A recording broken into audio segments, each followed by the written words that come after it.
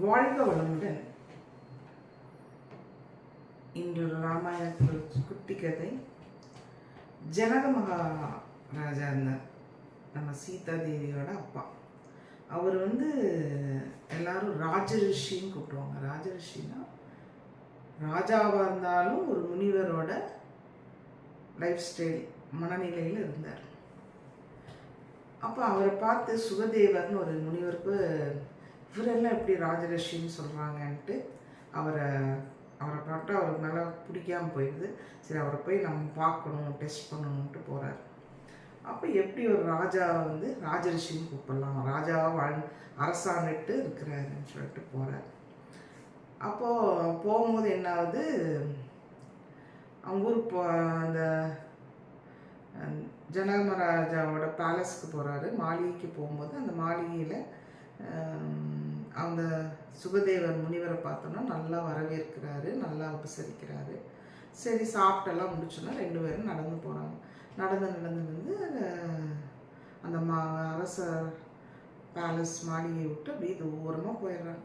தூரமாக போனோன்னா திடீர்னு ஒருத்தன் குதிரையில் ஓடி டக்கு ஸ்பீடாக ஒரு குதிரைக்காரன் மகாராஜா நம்ம அரச மாளிகை அப்படியே தீயில பற்றி எரிஞ்சிடுச்சுன்னு சொல்கிறார்.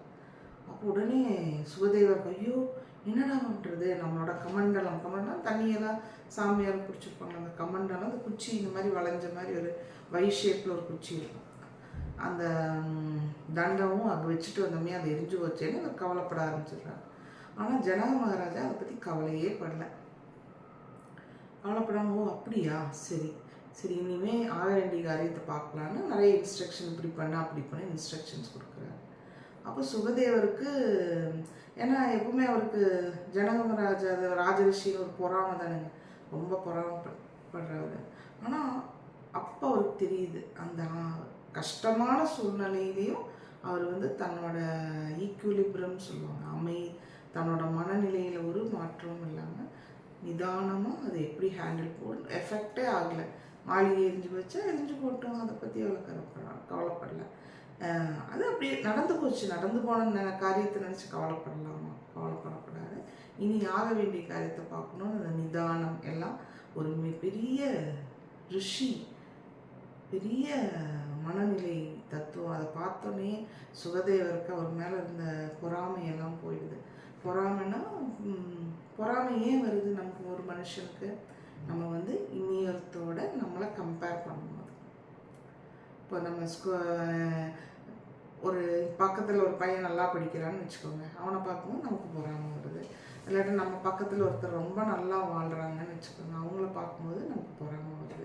அந்த மாதிரி நம்ம மற்றவங்களோட நம்ம கம்பேர் எவ்வளோக்கு எவ்வளோ பண்ணுறோமோ அவ்வளோ பொறாமை வரும். அப்போ தான் ஒரு கதை உண்டு. அந்த கதையில் ஒருத்தர் சாமிகிட்ட கேட்குறான், சாமி நான் அவன் பாரு அவ்வளோ நான் ரொம்ப கஷ்டப்படுறேன், அவன்லாம் பாரு எப்படி சந்தோஷமாக இருக்கான்னு சொல்கிறான். அப்போ சாமி சொல்கிறாங்க, சரி உங்கள்கிட்ட இருக்கிற பிரச்சனையெல்லாம் ஒரு மூட்டை கட்டிட்டு போடு, அப்புறம் உங்கள்கிட்ட நீ நினைக்கிற யாரும் சந்தோஷமாக இருக்கிறாங்கன்னு அவங்ககிட்டையும் அவங்க கஷ்டத்தையெல்லாம் மூட்டையில் கட்டிட்டு கோயிலில் போட்டு நீங்கள் 2 பேரும் அவனோட மூட்டையை நீ வச்சுக்கோ, எடுத்துகிட்டு போயிடு, அப்போ நீ சந்தோஷமாக இருப்பீங்கன்னு எனக்கு சொல்கிறார். அப்புறம் இவன் மூட்டையை கொண்டு போடுறோன்னு பார்த்தா அது சந்தோஷமாக இருக்கான்னு இவன் நினைக்கிறான். பார்த்தீங்களா, அவனோட மூட்டை இவனோட மூட்டையை விட பெருசாக இருக்கு. அப்போ என்ன நினைக்கிறான், ஐயோ அதான் சொல்லுவாங்க, it is better to say known devil is better than unknown angel. தெரிஞ்ச ஒரு பிரச்சனைகளை விட தெரியாத பிரச்சனை, அவன் என்னெல்லாம் அந்த மூட்டையில் பெரிய மூட்டையில் வச்சுருக்கிறான், பயந்துட்டு எனக்கு வேண்டான்ட்டு தன்னோட மூட்டையவே எடுத்துகிட்டு அவன் சந்தோஷமாக போயிடறான். இதுலேருந்து நமக்கு என்ன தெரியுதுன்னா, நம்ம மற்றவங்கள கம்பேரே பண்ண வேண்டாம், மற்றவங்க கூட காம்படிஷனுக்கு போட்டிக்கும் போக வேண்டாம், நம்ம தான் நமக்கு போட்டி. ஒரு எக்ஸாம்பிளுக்கு சொல்கிறேன், நம்ம தான் நமக்கு போட்டினா ஒரு எக்ஸாம்பிள் சொல்கிறேன். இன்னைக்கு காலையில் நம்ம 6 மணிக்கு எந்திரிக்கணும்னு வச்சுக்கோங்க. அப்போது நம்ம என்ன நினைக்கணும், எந்திரிச்சு காலையில் ஒரு அரை மணி நேரம் வாக்கிங் போகணும்.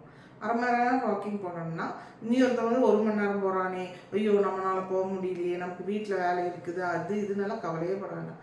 நம்ம லைஃப்பை பிளான் பண்ணுறோம், நம்ம ஃபோக்கஸ் பண்ணுறோம், நம்ம ஆரோக்கியமாக இருக்கணும்னு நினைச்சிட்டு உடனே நம்ம உடம்ப ஒரு அரை மணி நேரம் முன்னாடி எந்திரிச்சு 6 மணிக்கு எந்திரிக்கிறோமா, அது ஒரு அரை மணி நேரம் 5:30 மணிக்கு எந்திரிச்சு நம்ம வந்து வாக்கிங் போகிறோம், யோகா பண்ணுறோம், எல்லாம் பண்ணி நம்ம உடம்ப ஆரோக்கியமாக வச்சுக்கலாம்.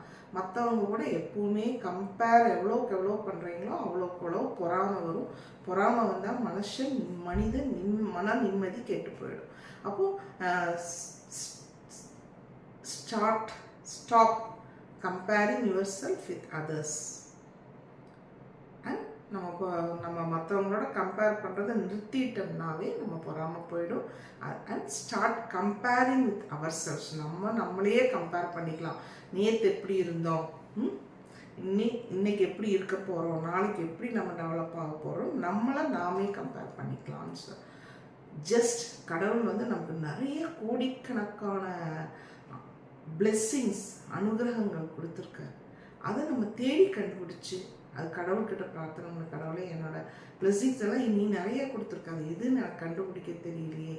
சில சமயங்கள் அப்படியெல்லாம் சூழ்நிலைகள் வரும். அப்போ கண்டுபிடிச்சு நீங்கள் அதில் வாழ்க்கையில் முன்னுக்கு வரணும் என்று சொல்லிக்கொண்டு விடை பெறுவது உங்கள் பாரதி ஃப்ரம் இந்தியா.